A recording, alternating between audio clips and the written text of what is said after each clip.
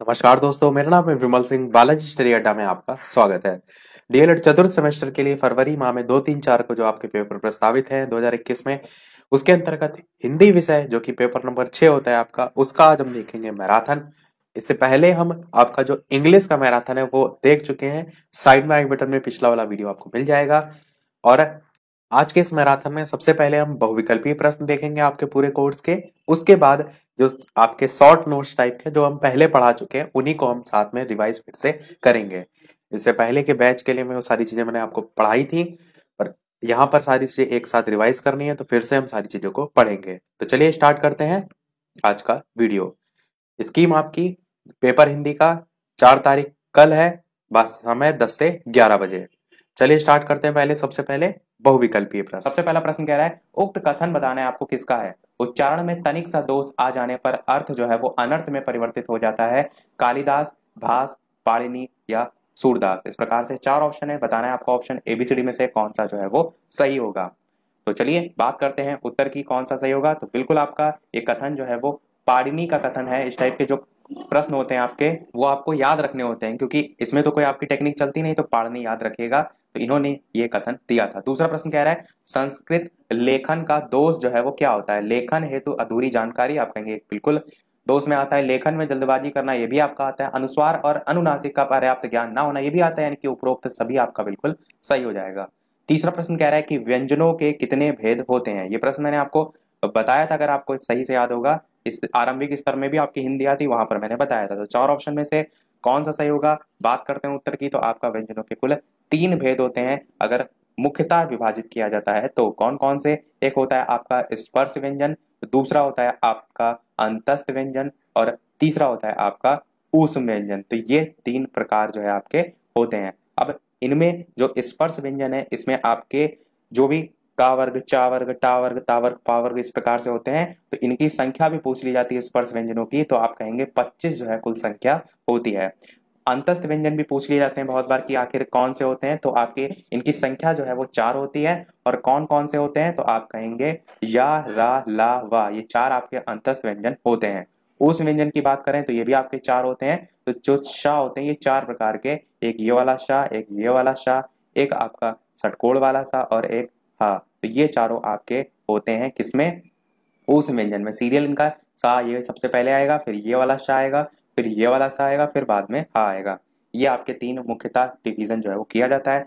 इसके अलावा आगत भी होते हैं, संयुक्त भी होते हैं। वो इन मुख्यतः वर्गीकरण में नहीं आते, पर व्यंजन के ही अंतर्गत आते हैं। देखिए अगला प्रश्न भी आपसे पूछा गया है, अंतस्थ व्यंजन है। तो मैंने बताया आपको 4 होते हैं यार अलावा। तो इन चारों में से कौन सा सही होगा। बिल्कुल आपका रा जो है वो सही हो जाएगा। तो रा आपका अंतस्थ व्यंजन है। पांचवा प्रश्न कह रहा है ह्रस्व स्वरों की संख्या कितनी होती है। 9, 3, 5 या 7। इस प्रकार से 4 ऑप्शन दे रखे हैं, बताना है आपको ऑप्शन एबीसीडी में से कौन सा सही होगा। तो यहाँ पर अगर आप देखेंगे तो ऑप्शन आपके चारों ही गलत दे रखे हैं। क्यों। क्योंकि ह्रस्व स्वरों की संख्या मैंने आपको बताई थी 4 होती है। यहाँ पर तो चारों ही ऑप्शन में 4 नहीं दे रखा है। कौन कौन से होते हैं आपके, एक आपका छोटा आ होता है, एक आपका छोटी ई होता है, एक आपका छोटा ऊ होता है, और री से ऋषि भी आप इसी में देखते हैं। तो ये आपके 4 ह्रस्व स्वर जो हैं उनकी संख्या होती है। इन्हीं को हम एक और नाम से भी जानते हैं, और वो नाम क्या है, मूल स्वर के नाम से भी जानते हैं। हो सकता है आप एक चीज रट के गए हो और वहां पर कोई और तरीके से पूछ लिया जाए, तो ये भी नाम आपको पता होना चाहिए। देखते हैं, यहाँ पर कोई भी ऑप्शन नहीं सही होगा, ध्यान रखिएगा 4 जो है वो होती है, यहाँ पर ऑप्शन गलत है। अगला प्रश्न 6 कह रहा है आपका ऊष्म व्यंजन है। 4 प्रकार हैं, यानी कि 4 ऑप्शन है, छा, शा, ला या। तो मैंने बताया आपको उस व्यंजन में कौन कौन से आते हैं। तो आपका शा 4 प्रकार के, और हा भी आता है। तो ये आपके 4 होते हैं। मैं फिर से चलिए लिख देता हूँ, शा, षटकोण वाला सा, ये वाला शा, और हा। अब इसमें देखिए कौन सा है आपका, तो ये वाला शा दे रखा है, बा वाला ऑप्शन आपका सही हो जाएगा। अगला प्रश्न कह रहा है स्वर तथा व्यंजनों की कुल संख्या जो है वो कितनी है। 23, 41, 42 या 46। 4 ऑप्शन है, बताना है आपको कौन सा सही होगा। यहाँ पर भी अगर आप ऑप्शन देखेंगे तो चारों ही आपके ऑप्शन गलत दे रखे हैं। अब देखिए बुक में ही गलत छपा होता है, तो इसके लिए आपको ध्यान पूर्वक पढ़ना होता है। राजन भवन में तो मैंने आपको पहले भी बताया भर भर कर गलत लिखा होता है, तो आपको ध्यान पूर्वक सारी चीजें पढ़नी होती है। तो स्वर तथा व्यंजनों की कुल संख्या अगर बात करें तो 2 आधार पर आप डिवाइड कर सकते हैं। पहला, हिंदी जो है उसमें उच्चारण के आधार पर।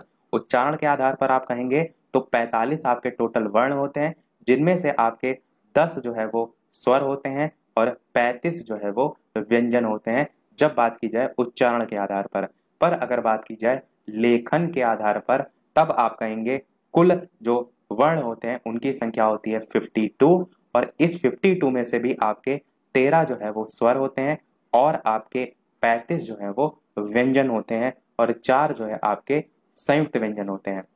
ये आपका दो प्रकार से डिवीजन हो गया। पर इन्हीं स्वरों की संख्या और व्यंजन की संख्या आपको अलग अलग पुस्तकों में अलग अलग देखने को मिलती है। जैसे कि आपकी आदित्य पब्लिकेशन की जो बुक है आप देखेंगे काफी जो है वो ऑथराइज्ड बुक है, उसमें यही स्वरों की संख्या आपको 11 दे रखी है और जो व्यंजन है उनकी संख्या 41 दे रखी है और इनको आप जोड़ेंगे तो कुल मिलाकर 52 होगा। तो इससे ये तो स्पष्ट हो रहा है कुल वर्ण अगर पूछा जाए तो आपको 52 ही टिक हमेशा करना है और स्वरों की संख्या और व्यंजन की संख्या आपको ऑप्शन के अकॉर्डिंग टिक करना है। बात आप मेरी समझ रहे हैं? प्रत्येक आपको बुक में इसीलिए अलग अलग देखने को मिलता है, तो आप कुल वर्ण ध्यान रखिए 52, बाकी स्वर और व्यंजन आपको ऑप्शन के अकॉर्डिंग दे रखा है, मतलब जैसा दे रखा हो वैसे आपको टिक करना है। मैंने आपको सभी बता दिए कैसे कैसे डिवीजन के आधार पर अलग अलग पुस्तकों में दे रखा है। अगला प्रश्न देखते हैं, स्वर के कितने भेद होते हैं? 3, 2, 4 या 8। 4 ऑप्शन है, बताना है आपको कौन सा सही होगा। बात करते हैं उत्तर की, तो आपका आपका ऑप्शन यहाँ पर तीन जो है वो सही हो जाएगा। स्वर के कितने भेद होते हैं? 3 होते हैं। कौन कौन से? एक होता है ह्रस्व स्वर, दूसरा होता है दीर्घ स्वर, तीसरा होता है प्लुत स्वर। इसमें एक मात्रा का समय, इसमें एक से अधिक यानी कि 2 मात्रा, और इसमें उससे भी अधिक जैसे कि हम बोलते हैं आपका ओम बोलते हैं, तो वो इसका एग्जाम्पल हो जाएगा। अगला प्रश्न कह रहा है दीर्घ स्वरों की संख्या जो है वो कितनी होती है? 2, 3, 8 या 5। 4 ऑप्शन है, बताना है आपको ऑप्शन एबीसीडी में से कौन सा सही होगा। तो ऑप्शन एबीसीडी में से अगर बात करें उत्तर की, तो आपका 8 जो है वो बिल्कुल सही हो जाएगा। कौन कौन से होते हैं दीर्घ स्वर? तो आपका बड़ा आ होता है, फिर बड़ी ई होता है, फिर आपका बड़ा ऊ होता है, फिर आपका ए होता है, फिर एक मात्रा वाला ए होता है, फिर इसी प्रकार ओ होता है, और इसी प्रकार आपका औ भी होता है, और लास्ट में अंगा भी होता है। ये जो अंगा है कहीं कहीं आपको नहीं देखने को मिलता है, तो वहां पर संख्या 7 भी आपको दे रखी होती है, पर लूसेंट में आप देखेंगे तो अंगा आपको देखने को मिलेगा, और यदि आप आदित्य पब्लिकेशन वाली बुक में देखेंगे तो आपको यही 7 संख्या देखने को मिलती है। तो इन सभी चीजों को अपने दिमाग में रखिए कि ऑप्शन में जैसे पूछा जाए 7 हो सकता हो, 8 की जगह 7 ही ऑप्शन दे दिया जाए तो आप 7 को टिक लगाएंगे। तो अपने अपने अकॉर्डिंग प्रश्न के आपको आंसर देना है। 10वां प्रश्न कह रहा है संयुक्त व्यंजन है मा, धा, ना या त्रा। तो मैंने बताया 4 होते हैं, छ, त्र, ज्ञा और श्र। अब इनमें से कौन सा आ रहा है? त्रा वाला आ रहा है, तो यही आपका ऑप्शन सही हो जाएगा। अगला प्रश्न कह रहा है हलंत को प्रदर्शित किया जाता है, किससे किया जाता है? 4 ऑप्शन है, बताना है आपको कौन सा सही होगा। तो आप सभी जानते हैं इस प्रकार से आपका हलंत होता है। आप कोई भी चीज लिखते हैं तो इस प्रकार से नीचे लगा देते हैं लाइन, तो यही आपका हलंत होता है। 12 प्रश्न देखते हैं, मौन पठन के दोष हैं। 4 ऑप्शन है, भयभीत होकर पढ़ना, आशंकित होकर पढ़ना, ध्वनि को नाक द्वारा निकालना या सभी। तो आप क्या कहेंगे? मन मौन जो पठन है उसके दोष में आपका ये सभी आते हैं, तो आपका उपरोक्त सभी बिल्कुल सही हो जाएगा। अगला प्रश्न है संस्कृत वर्णमाला को कितने भागों में बांटा गया है? 2, 5, 4 या 6। अच्छा प्रश्न है, बताना है आपको ऑप्शन एबीसीडी में से कौन सा सही होगा। बात करते हैं उत्तर की, तो आपका ऑप्शन सा 4 जो है वो सही हो जाएगा। संस्कृत वर्णमाला को कितने 4 भागों में बांटा गया है। कौन कौन से? तो पहला आपका होता है स्वर, दूसरा होता है आपका व्यंजन, तीसरा होता है आपका विसर्ग, और चौथा होता है आपका विसर्ग के बाद अनुस्वार। ये 4 प्रकार आपके होते हैं। देखिए मैं सारी चीजें अपनी तरफ से पूरी कोशिश करता हूं कि आपको यहाँ पर फॉर्मेलिटी ना अदा की जाए कि आपको मैं सारे प्रश्न करा दूं, उसके साथ साथ उससे जो जो प्रश्न पूछे जा सकते हैं अब यही आपसे प्रश्न अति लघु में पूछ लिया जाए। अब 4 तो लिख के आ नहीं जाएंगे, आपको नाम भी लिखने पड़ेंगे, तो मैं अपनी तरफ से पूरी कोशिश करता हूँ। वीडियो आपको पसंद आ रहा हो तो वीडियो को लाइक अवश्य कर दीजिएगा, ताकि मुझे भी मोटिवेशन मिलता रहे। आपके एक लाइक से, आपके लिए इतनी मेहनत की जाती है, तो एक लाइक तो आपका वीडियो पर बनता ही है। बात करते हैं अगले प्रश्न 14 की। मौखिक पठन के तत्व हैं शुद्ध उच्चारण, स्पष्ट स्वर, मधुर ध्वनि या सभी। तो आप क्या कहेंगे? तत्व में ये सभी आपके आते हैं मौखिक पठन में। अगला प्रश्न 15 कह रहा है किसी भी भाषा को सीखने का महत्वपूर्ण साधन क्या होता है? समाचार पत्र होते हैं, दूरदर्शन होता है, पत्र पत्रिकाएं होती हैं या साहित्य। तो सीखने का सबसे बढ़िया माध्यम होता है समाचार पत्र। आप जो कि आप यहाँ के ऑप्शन में देखेंगे तो सही आपको दिया गया है कि किसी भी भाषा को सीखने का महत्वपूर्ण साधन आ ऑप्शन यहाँ पर देखिए साइड में दे रखा है समाचार पत्र। पर अगर आप थोड़ा सा खुद से सोचने का प्रयास करेंगे कि किसी भी भाषा को अगर आपको सीखना है तो क्या समाचार पत्र पढ़कर ही आप उस भाषा को सीख सकते हैं? मैं अभी आपको कोई तमिल भाषा का समाचार पत्र दे दूं तो क्या आप उसे जब पढ़ ही नहीं पा रहे हैं तो क्या उसे आप सीख पाएंगे? आप कहेंगे बिल्कुल नहीं। तो आपका समाचार पत्र वाला ऑप्शन कैसे सही हो सकता है? तो आप कहेंगे ये ऑप्शन नहीं होगा। किसी भी भाषा को सीखने का महत्वपूर्ण साधन होता है आपका साहित्य। तो ये आपका ऑप्शन बिल्कुल जो है वो सही होगा। साहित्य के भी तीन प्रकार होते हैं, या हमारे हिंदी में अगर आप देखें तीन प्रकार का साहित्य देखने को मिलता है। एक होता है आपका गद्य, एक होता है पद्य और एक होता है चंपू। तो ये तीन प्रकार के आपको इसके देखने के मिलते हैं। तो यही आपका मेन साधन होता है। समाचार पत्र से ही केवल आप नहीं सीख सकते, बाकी ये है कि हाँ, इससे आप अपनी जो भाषा है उस पर पकड़ अच्छी कर सकते हैं। 16 प्रश्न कह रहा है कबीर की प्रमुख रचना है साखी, सूरसागर, मेघनाथ या प्रिय प्रवास। चार ऑप्शन है, बताना है आपको कौन सा सही होगा। तो ऑप्शन एबीसीडी में से बात करते हैं उत्तर की, तो साखी सही हो जाएगा। साखी, शबद, रमैनी ये सभी कबीर की रचनाएं हैं। 17 प्रश्न कह रहा है ज्ञानाश्रयी शाखा के प्रधान कवि इनमें से कौन थे? बिहारी, सूरदास, कबीर या तुलसीदास। तो ऑप्शन एबीसीडी में से बात करते हैं उत्तर की, तो कबीर आपका बिल्कुल सही हो जाएगा।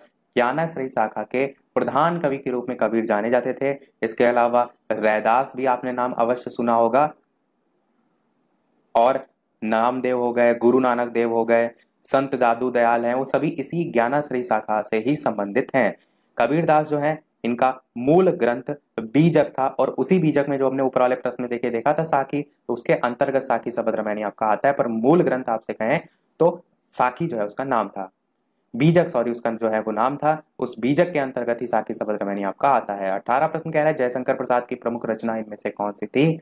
रचनाओं पर आधारित तो हम बहुत अच्छे से ट्रिक से आपको बता चुके हैं, और जयशंकर प्रसाद की कहानी अगर आपने देखी होगी तो आप यूं चुटकी में यहाँ पर आंसर बता देंगे। यदि आपने नहीं देखी है वो सभी ट्रिक, तो YouTube पर सर्च कीजिएगा बालाजी स्टडी अड्डा रचनाएं, एक प्लेलिस्ट आपको मिल जाएगी जहां पर आपको 10 वीडियोस में लगभग मिलेंगे, जिसमें अलग अलग इसी प्रकार से जो है वो कवि लेखक हैं जिनकी रचनाओं को बहुत ही बेहतरीन ट्रिक से मैंने उसमें बता रखा है। एक बार सुनते ही आपको उसमें इंटरेस्ट आ जाएगा, ये मैं गारंटी देता हूँ। चलिए बात करते हैं उत्तर की, तो आपका ध्रुव स्वामिनी बिल्कुल सही हो जाएगा, जयशंकर प्रसाद की प्रमुख रचना है। इसके अलावा बात करें अगर इसकी विधा की, तो ये जो है आपका एक नाटक है,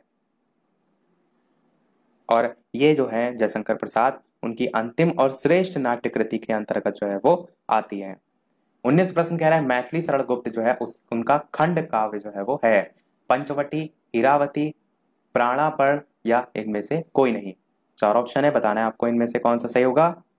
बात करते हैं उत्तर की, तो आपका पंचवटी बिल्कुल सही हो जाएगा। मैथिली शरण गुप्त जो है उनका खंड काव्य। अगला प्रश्न 20 कह रहा है महादेवी वर्मा की प्रमुख रचना इनमें से कौन सी है? कुकुरमुत्ता, प्रहलाद, यामा या रेणुका। यहां पर अगर आप ध्यान देंगे तो प्रश्न में एक वर्ड यूज किया गया है प्रमुख, तो इनकी प्रमुख रचना में आपकी आती है रचना। और बात करते हैं उत्तर की, तो आपका यामा बिल्कुल सही हो जाएगा। प्रमुख वर्ड यहाँ पर क्यों यूज किया गया है? क्योंकि ये जो इनकी रचना है इसके अंतर्गत 4 कविता संग्रह जो है उनका संकलन है। कौन कौन सी? एक आपका है नीरजा, एक आपका है निहार, एक वो है आपका रश्मि, और एक है आपका सांध्य गीत। आपको याद होगा, तो ये सब मैंने अच्छी अच्छी ट्रिक से आपको कहानी पूरी पूरी बता रखी है, आपको अवश्य याद होगा। तो ये चारों जो है इसी यामा जो है उसके अंतर्गत जो है वो आती हैं। और फेमस मैंने क्या कहा, प्रमुख रचना, तो इसलिए प्रमुख है क्योंकि 1982 में हिंदी साहित्य का सर्वोच्च पुरस्कार, जिसका नाम क्या है, ज्ञानपीठ पुरस्कार, इसी रचना के लिए इन्हें जो है वो प्रदान किया गया था।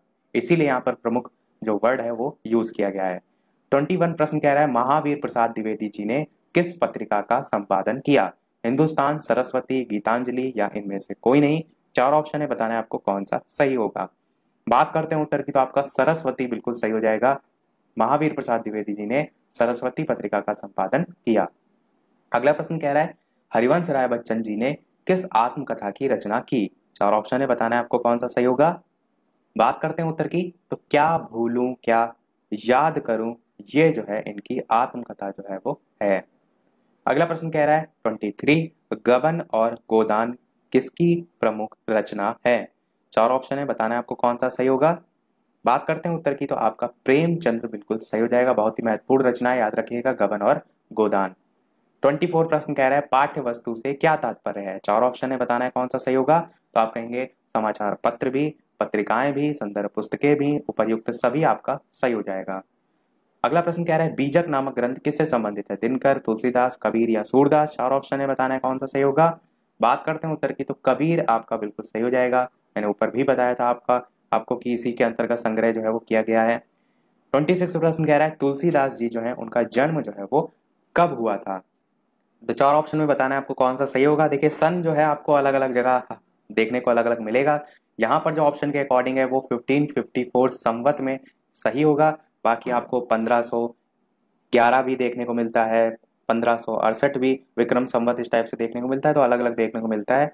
समय जो है आपका कह सकते हैं अलग अलग जगह हो सकता है, पर अगर बात करें कहाँ हुआ था तो वो आपको याद होना चाहिए। इनका जन्म राजापुर जिला बांदा जो है उसमें हुआ था, और कुछ लोग राजापुर को भी जो है वो मानते हैं। आपका ऑप्शन आ जो है वो सही हो जाएगा। अगला प्रश्न देखते हैं 27। बिहारी जी सर्वश्रेष्ठ कवि थे? भक्ति काव्य धारा, रीतिकाल, आधुनिक काल या प्राचीन काल? 4 ऑप्शन है, बताना है आपको कौन सा सही होगा। बात करते हैं उत्तर की, तो आपका ऑप्शन नंबर बा रीतिकाल जो है वो बिल्कुल सही हो जाएगा। तो बिहार जी सर्वश्रेष्ठ कवि थे रीतिकाल के। अगला प्रश्न 28 कह रहा है कि जयशंकर प्रसाद जी का स्वर्गवास हुआ था? 4 ऑप्शन है, छाटना है आपको ऑप्शन एबीसीडी में से कौन सा सही होगा। ऑप्शन एबीसीडी में से छाटना है आपको कि इनकी मृत्यु या स्वर्गवास कब हुआ था। बात करते हैं उत्तर की, तो आपका सन 1937 जो है वो बिल्कुल सही हो जाएगा। तो जन्म की बात करें तो 1889 में इनका जन्म जो है वो हुआ था। कहाँ हुआ था? तो वाराणसी में जो है वो हुआ था, पर मृत्यु भी वाराणसी में ही जो है वो हुई थी। देखते हैं अपना अगला प्रश्न 29। परिमल काव्य के रचयिता जो है आपको बताना है थे? कबीर, बाबू गुलाब राय, महादेवी वर्मा या सूर्यकांत त्रिपाठी निराला? इस प्रकार से 4 ऑप्शन है, छाटना है आपको ऑप्शन एबीसीडी में कौन सा सही होगा। बात कर लेते हैं उत्तर की, तो आपका ऑप्शन यहाँ पर दा वाला सूर्यकांत त्रिपाठी निराला जो है वो बिल्कुल सही हो जाएगा। अगला प्रश्न 30 कह रहा है पंचपात्र के लेखक जो है वो कौन है? 4 ऑप्शन है, छाटना है आपको कौन सा सही होगा। बात करते हैं उत्तर की, तो आपका ऑप्शन आ श्री पदुमलाल पुन्नालाल बख्शी जो है आपका बिल्कुल सही हो जाएगा। अगला प्रश्न 31 कह रहा है कि वीणा काव्य रचना के रचयिता जो है वो हैं? 4 ऑप्शन है, छाटना है कौन सा सही होगा। ज्यादा मैं समय आपको नहीं दे रहा हूँ, लगभग 2 से 5 सेकंड तक का, तो सुमित्रानंदन पंत आपका बिल्कुल सही हो जाएगा। आप चाहें तो प्रश्न जब मैं बोलता हूँ वीडियो को वहां पर पॉज करिए, खुद से सोचिए, फिर आंसर सुनिए, ये भी आपका एक तरीका हो सकता है। 32 प्रश्न कह रहा है कि राम नरेश त्रिपाठी का जन्म जो है वो हुआ था? 4 ऑप्शन है, बताना है कौन सा सही होगा। तो 4 ऑप्शन में अगर बात करें उत्तर की, तो आपका 1889 सन में जो है वो सही हो जाएगा। और यदि बात करें तारीख की भी, तो 4 मार्च 1889। स्थान की बात करें तो सुल्तानपुर में जो है वो जन्म इनका हुआ था, राम नरेश त्रिपाठी।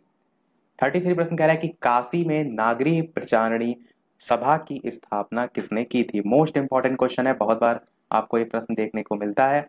4 ऑप्शन दे रखे हैं, बताना है आपको ऑप्शन एबीसीडी में से कौन सा सही होगा। तो जल्दी से छाटिए, जल्दी से सोचिए। बात करते हैं उत्तर की, चलिए। तो बिल्कुल आपका ऑप्शन सा श्याम सुंदर दास बिल्कुल सही हो जाएगा, काशी में नागरी प्रचारणी सभा की स्थापना। अगला प्रश्न देखते हैं 34। हिंदी नव जीवन का संपादन किसने किया था? 4 ऑप्शन है, बताना है आपको ऑप्शन एबीसीडी में से कौन सा सही होगा। बात करते हैं उत्तर की, तो आपका हरिभाऊ उपाध्याय जो है वो बिल्कुल सही हो जाएगा। तो यहाँ पर तो आप देखेंगे डायरेक्ट हरिभाऊ उपाध्याय नाम देखने को मिलता है। एक्चुअल में जो आपका हिंदी नवजीवन है ये महात्मा गांधी जी का था, और इस पर वर्क हरिभाऊ उपाध्याय ने किया था। तो अगर ऑप्शन में आपको महात्मा गांधी देखने को मिलता है तो आपको महात्मा गांधी जी को टिक करना है, तो ध्यान रखिएगा दोनों ही ऑप्शन को। तो यहाँ पर आपका हरिभाऊ उपाध्याय सही हो जाएगा। 35 प्रश्न कह रहा है खूब लड़ी मर्दानी वो तो झांसी वाली रानी थी, इसकी रचयिता कौन थी? महादेवी वर्मा, मन्नू भंडारी, मीराबाई या सुभद्रा कुमारी चौहान? बहुत ही अच्छा प्रश्न है, बहुत ही इंपॉर्टेंट है। तो देखते हैं कितने लोग इसका सही आंसर बताते हैं, जल्दी से बताइए ऑप्शन एबीसीडी में से कौन सा सही होगा। बात करते हैं उत्तर की, तो सुभद्रा कुमारी चौहान आपका बिल्कुल सही हो जाएगा। आपकी जो SCERT वाली पुस्तक है उसमें आप देखेंगे तो इस पर बेस्ड चैप्टर भी है आपका। 36 प्रश्न कह रहा है कि काव्यों महाकाव्यों में सारगर्भित वाक्य जो हैं उनको क्या कहते हैं? सूक्ति कहते हैं, छंद कहते हैं, श्लोक कहते हैं या गर्भ वाक्य कहते हैं? इस प्रकार से 4 ऑप्शन है, छाटना है आपको इनमें से कौन सा सही होगा। बात करते हैं उत्तर की, तो आपका ऑप्शन ए यानी आ वाला सूक्ति जो है वो बिल्कुल सही हो जाएगा। काव्यों महाकाव्यों में जो सारगर्भित वाक्य हैं उनको सूक्ति जो है वो कहा जाता है। 37 प्रश्न कह रहा है कि हितम मनोहारी चा दुर्लभम वचः सूक्ति किस काव्य की है? चार ऑप्शन है, बताना है आपको ऑप्शन एबीसीडी में से कौन सा सही होगा। बात करते हैं उत्तर की, तो आपका ऑप्शन नंबर द किरातुर जो नियम आपका बिल्कुल सही हो जाएगा।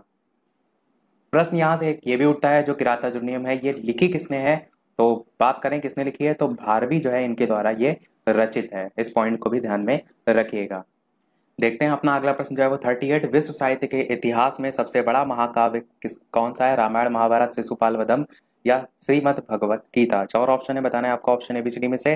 बात करते हैं उत्तर की, तो आपका श्रीमद् भगवत गीता बिल्कुल सही हो जाएगा। और इस 38 प्रश्न के बाद वाले जो प्रश्न है 39 से, यहाँ से हमारे प्रश्न हो रहे हैं स्टार्ट प्रीवियस ईयर के, जो कि आप देखेंगे तो सन 2016 के यहाँ से स्टार्ट हो रहे हैं। अब सन 2016 के 5 प्रश्न देखेंगे, फिर हम 17 के देखेंगे, फिर 18 के, फिर 2019 के, तो सभी प्रीवियस ईयर के अब हम प्रश्न देखेंगे। तो 39 प्रश्न आपका कह रहा है सुगम शब्द का विलोम आपको बताना है। चार ऑप्शन है, बताना है आपको ऑप्शन एबीसीडी में से कौन सा सही होगा।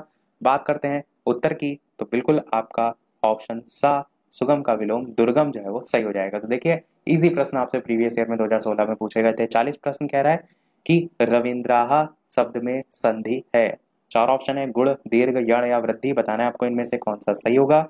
बात कर लेते हैं उत्तर की, तो बिल्कुल तो आपका ऑप्शन बा दीर्घ संधि बिल्कुल सही हो जाएगा। रविंद्र शब्द को अगर संधि विच्छेद के आधार पर देखें तो रवि और इंद्र, इस प्रकार आप इसे ब्रेक करेंगे। रवि में देखिए वी आ रहा है, यानी कि लास्ट में छोटी ही आ रहा है। इंद्र में देखेंगे भी तो छोटी ही आ रहा है, और दोनों मिलकर क्या बना रहे हैं, तो बड़ी ही बना रहे हैं। तो ये आपका रूल किस में होता है, दीर्घ संधि में होता है। तो यही आपका सही हो जाएगा। अगला प्रश्न कह रहा है जयशंकर प्रसाद की रचना इनमें से कौन सी है, कामायनी, साकेत, प्रिय प्रवास या पल्लव। चार ऑप्शन है, बताना है आपको ऑप्शन एबीसीडी में से कौन सा सही होगा। बात करते हैं उत्तर की, तो कामायनी आपका बिल्कुल सही हो जाएगा। जयशंकर प्रसाद की प्रमुख रचना में जो है ये आती है। अगला प्रश्न कह रहा है कि दुर्बल को ना सताइए, जाकी मोटी हाय, उपयुक्त जो पंक्ति है इसके रचनाकार जो है वो कौन है। चार ऑप्शन दे रखे हैं, बताना है आपको ऑप्शन एबीसीडी में से कौन सा सही होगा। बात करते हैं उत्तर की, तो आपका कबीर दास बिल्कुल सही हो जाएगा। कबीर दास जी जो है इनकी ये पंक्तियां हैं। 43 प्रश्न कह रहा है कि दमक का तुकांत शब्द है, कदम्ब, तरस, धमक या हृदय। चार ऑप्शन है, बताना है इनमें से कौन सा सही होगा। बात करते हैं उत्तर की, तो तुकांत मतलब क्या है, लास्ट में बने। जैसे कि देखते हैं अधिकतर घर में दो लड़के होते हैं, तो एक का नाम धर दिया जाता है रोहन, तो दूसरे का सोहन। इसी प्रकार दमक का तुकांत देखेंगे तो दमक, धमक, इस प्रकार से जो मैच करता है, ये आपका सा वाला ऑप्शन सही हो जाएगा। तो ये आपके खत्म हुए आपके 2016 के 5 प्रश्न। यहां से हम देखेंगे 2017 के जो है वो 5 प्रश्न देखते हैं। पुरस्कार कहानी के लेखक इनमें से कौन है, प्रेमचंद, महादेवी वर्मा, जयशंकर प्रसाद या बालकृष्ण भट्ट। बात करते हैं उत्तर की, तो आपका जयशंकर प्रसाद बिल्कुल सही हो जाएगा। देखिए जयशंकर प्रसाद कितने ज्यादा फेमस हैं, 2016 में भी एक प्रश्न पूछा गया, 2017 में भी पूछा गया। तो इससे आपको एक पता चल रहा है कि कैसे कैसे यहाँ पे प्रश्न पूछे जाते हैं। अगला प्रश्न कह रहा है प्रत्युपकार शब्द में प्रयुक्त उपसर्ग जो है उनकी संख्या बताइए। चार ऑप्शन है, 3, 2, 4 या 1। बताना है आपको ऑप्शन एबीसीडी में से कौन सा सही होगा। बात करते हैं उत्तर की, तो बा आपका 2 जो है वो सही हो जाएगा।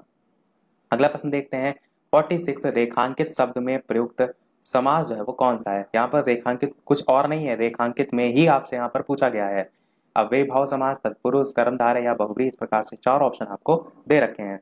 समास विग्रह आप करके देखेंगे तो आपका कभी गलत नहीं होगा। रेखांकित में आप समास विग्रह करेंगे तो क्या होगा, रेखा से अंकित, तो से वाला आपका किसमें आता है, कर्ता ने कर्म को करण से, तो तत्पुरुष में ही ये सारी चीजें आती हैं आपकी विभक्ति वगैरह। तो बा वाला ऑप्शन आपका बिल्कुल सही हो जाएगा।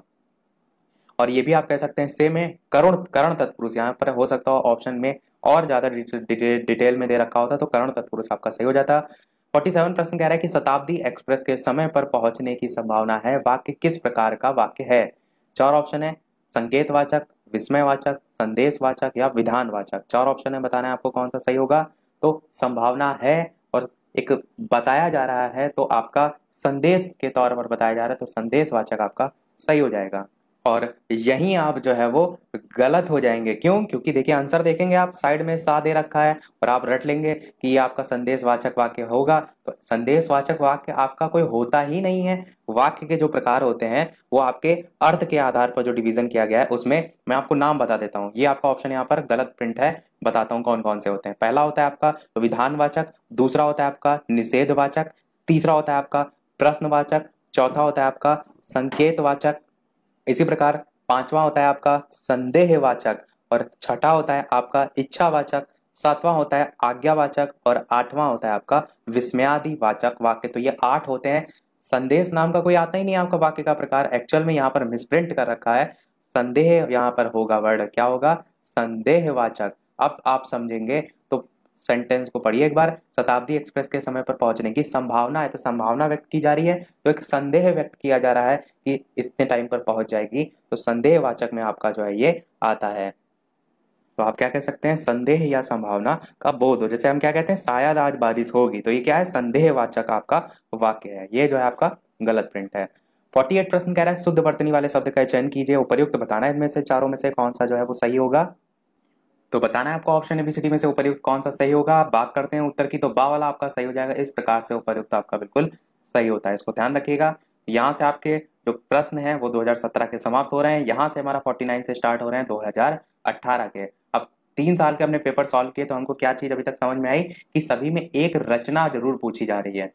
पहले वाले में जयशंकर प्रसाद से संबंधित 2016 में पूछी गई, 2017 में भी जयशंकर प्रसाद से संबंधित, और 2018 में भी अब पूछी गई है। तो मेघदूत पूछा गया किस रचनाकार की जो है वो कृति है। 4 ऑप्शन दे रखे हैं, बताना है आपको ऑप्शन एबीसीडी में से कौन सा सही होगा। बात करते हैं उत्तर की, तो आपका सा ऑप्शन कालिदास जो है वो बिल्कुल सही हो जाएगा। तो मेघदूत जो है वो कालिदास जो है इनकी रचना है। अगला प्रश्न देखता है, सूर्योदय में कौन सी संधि है, बताना है आपको गुण, दीर्घ, अनुस्वार या वृद्धि। 4 ऑप्शन दे रखे हैं, बताना है आपको इनमें से कौन सा सही होगा। तो बात करते हैं ऑप्शन एबीसीडी में से आंसर की, तो गुण संधि आपका बिल्कुल जो है वो सही हो जाएगा। सूर्योदय का संधि विच्छेद किस प्रकार से होता है, तो सूर्य प्लस उदय, इस प्रकार से आपका होता है। और अगर यहाँ पर आप देखेंगे तो सूर्य में लास्ट में छोटा आ रहा है, और उदय में देखेंगे तो उ आ रहा है, ये दोनों मिलकर क्या बना रहे हैं, तो ओ बना रहे हैं, और ये किसमें रूल होता है, तो आपका गुण संधि में जो है वो होता है। यही आपका ऑप्शन आ सही हो जाएगा। 51 प्रश्न कह रहा है कि कौन सा शब्द अव्ययी भाव समास का उदाहरण है, आपको बताना है। 4 ऑप्शन है, बताइए जल्दी से। सज्जन, प्रत्येक, गजारूढ़ या द्विपाद में कौन सा सही होगा। तो ऑप्शन एबीसीडी में से बताना है आपको कौन सा सही होगा। चलिए बात करते हैं उत्तर की, तो आपका प्रत्येक जो है वो बिल्कुल सही हो जाएगा।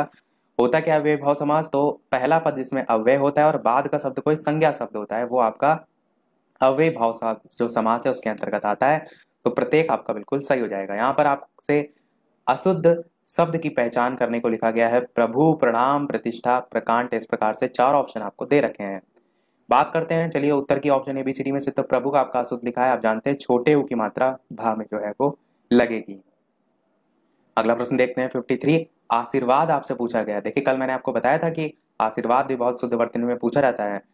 तो 4 ऑप्शन है, बताना है आपको ऑप्शन एबीसीडी में से कौन सा यहाँ पर सही जो है वो आशीर्वाद लिखा गया है। बात करते हैं उत्तर की ऑप्शन एबीसीडी में से, तो आपका दा वाला ऑप्शन आशीर्वाद जो है वो इस प्रकार से लिखा जाता है, शाह में बड़ी की मात्रा, वाह और इस प्रकार से रा और इस प्रकार से दा। तो इसको लिखने की प्रैक्टिस अवश्य कर लीजिएगा। तो यहाँ तक हमारे 2018 के प्रश्न समाप्त हुए। अब हम यहाँ से देख रहे हैं 2019 के जो है वो 5 प्रश्न।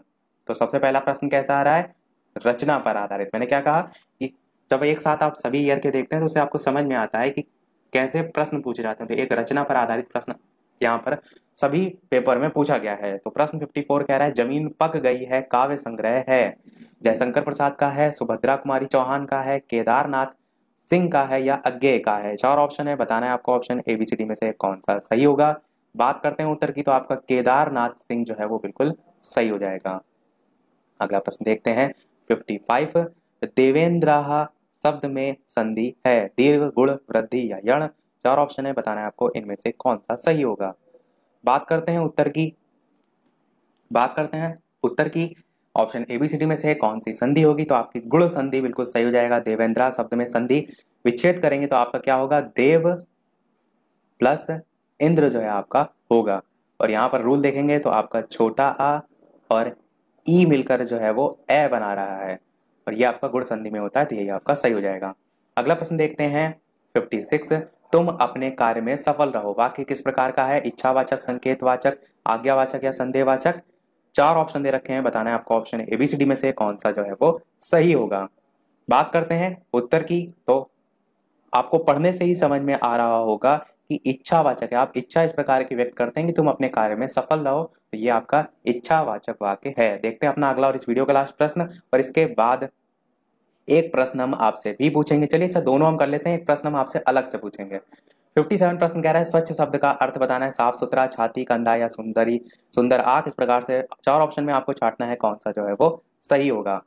तो बात कर लेते हैं उत्तर की, तो आपका ऑप्शन यहाँ पर दा वाला सुंदर आंख बिल्कुल सही हो जाएगा, स्वच्छ शब्द का अर्थ। देखते हैं अपना अगला। और इस वीडियो का लास्ट पर अभी तक आपने लाइक ना किया, इतनी अच्छी अच्छी इंफॉर्मेशन हमने आपको प्रोवाइड की, तो एक लाइक तो आपका बनता ही है। वीडियो को लाइक अवश्य कर दीजिएगा और लोगों के साथ शेयर कर सकते हैं तो शेयर अवश्य कर दीजिएगा। चैनल पर नए आए हो तो सब्सक्राइब करके जुड़ भी अवश्य कीजिएगा, ताकि वीडियो आपको आगे भी इसी प्रकार ऐसे मिलते रहें और आपकी अच्छी से अच्छी प्रैक्टिस होती रहे। देखते हैं प्रश्न आपका 58, लास्ट प्रश्न है। सुंदरता शब्द में संज्ञा कौन सी है? जातिवाचक, व्यक्तिवाचक, भाववाचक या समुदायवाचक? ऑप्शन एबीसीडी में से बात करते हैं उत्तर की कौन सा सही होगा, तो भाववाचक संज्ञा आपका बिल्कुल सही हो जाएगा।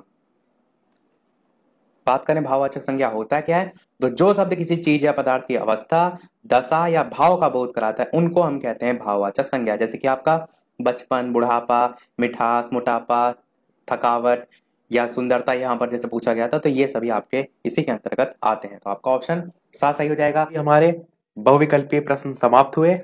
अब हम बात करते हैं आपके शॉर्ट नोट्स टाइप के, जिसमें सभी जो छोटे छोटे टॉपिक हैं उनको जो है हम कवर करेंगे। तो चलिए स्टार्ट करते हैं। सबसे पहले बात करते हैं भाषा संस्कृत जो है उसके भाष शब्द से जो है वो बना हुआ है। भाष का अर्थ क्या होता है? बोलना। भाषा की सार्थक इकाई क्या होती है? तो आप कहेंगे वाक्य होती है। वाक्य से छोटी इकाई उपवाक्य होती है। उपवाक्य से छोटी इकाई पदबंध होती है। पदबंध से छोटी इकाई पद होती है और पद से छोटी इकाई अक्षर होती है। और अक्षर से छोटी इकाई ध्वनि या वर्ण जो है वो कहलाती है। तो प्रश्न यहीं से आता है सबसे छोटी इकाई के संदर्भ में, तो ध्वनि या वर्ण में से जो ऑप्शन हो उसको ही आप प्रिफर करेंगे। पर ध्वनि और वर्ण दोनों ऑप्शन हो तब आप ध्वनि को ही जो है वो प्रेफरेंस देते हैं। वर्णमाला की बात करें तो वर्ण की डेफिनेशन अगर पूछी जाए तो भाषा की सबसे छोटी इकाई ध्वनि है और इस ध्वनि को हम वर्ण के नाम से जानते हैं। वर्णमाला क्या है? वर्णों के व्यवस्थित समूह को वर्णमाला कहते हैं। बात करें टोटल यहाँ पर कितने वर्ण हैं, तो 52 वर्ण जो है टोटल होते हैं। इसमें जो व्यंजनों की संख्या है आप 33 याद रखिए, क्योंकि ये अलग अलग जगह आपको देखने को मिलती है। वैसे 35 भी सही है अपने आप में, पर 33 व्यंजन अधिकतर ऑप्शन में आपको दिए होते हैं और साथ ही साथ 4 संयुक्त व्यंजन होते हैं। स्वरों की बात करें तो सभी लिखे हुए हैं, कुल मिलाकर 13 आपके स्वर होते हैं, पर ऑप्शन में आपको अधिकतर 11 देखने को मिलता है। तो ध्यान रखिएगा, यदि बात की जाए किसकी? स्वरों की, तो आपको संख्या देखने को मिलेगी 11। पर यदि बात करी जाए व्यंजनों की तो उनकी संख्या में देखने को मिलेगी आपको 33 और टोटल 52 वर्ण। फिर बात करते हैं व्यंजन में अलग अलग जो वर्ग हैं। का वर्ग हो गया, चा वर्ग हो गया, टा वर्ग हो गया, ता वर्ग हो गया, पा वर्ग, यहाँ तक जितने आप देख रहे हैं वर्ग, हर साल यहाँ से एक ना एक प्रश्न अवश्य आता है। द्विगुण व्यंजन, इनको भी ध्यान रखिए, अड़ा और डा होते हैं, तो इन सबसे डायरेक्ट पूछ लिया जाता है। अधिकतर बहुविकल्पी में प्रश्न पूछा जाता है। फिर बात करते हैं अंतस्थ और ऊष्म की, ये भी बहुत पूछे जाते हैं। यारा लावा और ऊष्म शा शाह होते हैं। संयुक्त व्यंजन की बात करें तो छत्र, ज्ञ और श्रा, ये चार होते हैं। इसमें किससे किससे मिलकर बने होते हैं ये बहुत पूछा जाता है। चा जो है हलंत वाला का और शा से मिलकर बना होता है। त्रा जो है हलंत वाला ता और रा से मिलकर। फिर ज्ञा जो है वो जा और इया से मिलकर। इसी प्रकार जो श्रा है वो शा और रा से मिलकर, तो इसको जरूर ध्यान रखिएगा। फिर बात करते हैं विदेशों से आए हुए जो शब्द हैं, जैसे कि अरबी फारसी हो गया या अंग्रेजी हो गया, इसके बारे में, तो इसको हम आगे देख लेंगे। बात करते हैं यहाँ से स्वरों की। स्वर की बात करें तो स्वतंत्र रूप से बोले जाने वाले जो वर्ण होते हैं उन्हें हम स्वर कहते हैं। मैंने कहा ना कि परंपरागत रूप से इनकी संख्या 13 होती है, पर उच्चारण की दृष्टि से 10 ही स्वर होते हैं और ऑप्शन में आपको 11 ही देखने को मिलते हैं। तो आपके ऑप्शन के अकॉर्डिंग आप 11 ध्यान रखिएगा। और यहाँ पर जो आपके 11 टोटल स्वर हैं उनके साथ साथ दो अयोगवा भी होते हैं। अंगा आहा जो हम बोलते हैं से ऊपर बिंदी लगती है, और एक विसर्ग वाला, ये आपके अयोगवा होते हैं।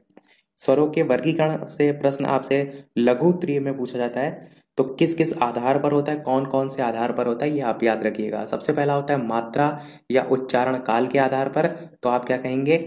स्वर जिनके उच्चारण में कम समय लगता है, जैसे कि आ ई उ री। दीर्घ स्वर जिनके उच्चारण में आप कहेंगे स्वर जो है उसे अधिक समय, 2 मात्रा का समय लगता है, जैसे बड़ा आ, बड़ी ई, इस टाइप से।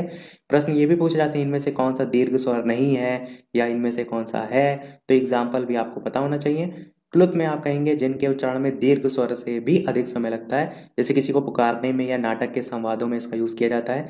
जैसे आप इसका सबसे अच्छा उदाहरण ओम जो है वो याद रखिएगा।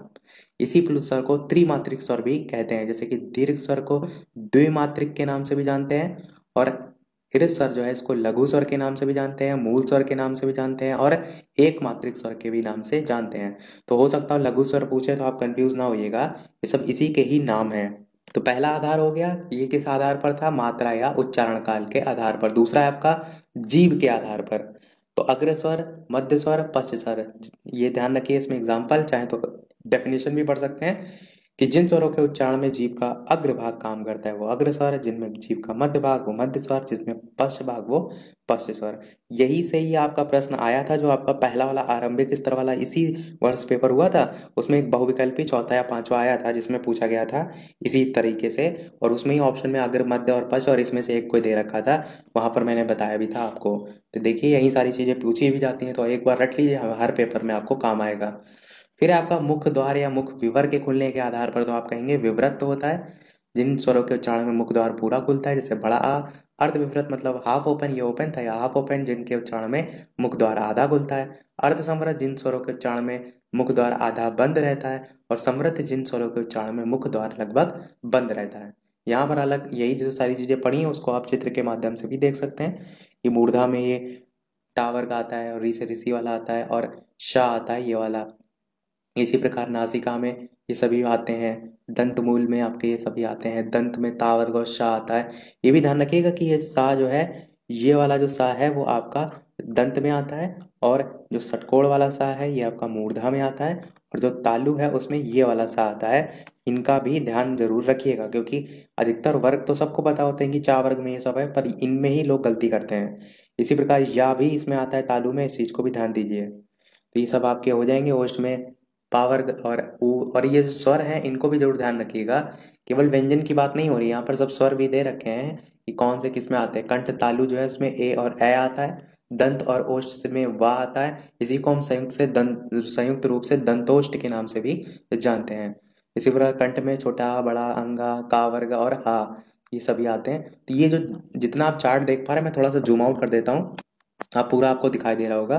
तो ये पूरा का पूरा आपके दिमाग में बैठा होना चाहिए, रटा होना चाहिए। यदि आप चाहें तो इसका स्क्रीनशॉट ले सकते हैं और इसको याद कर लीजिएगा।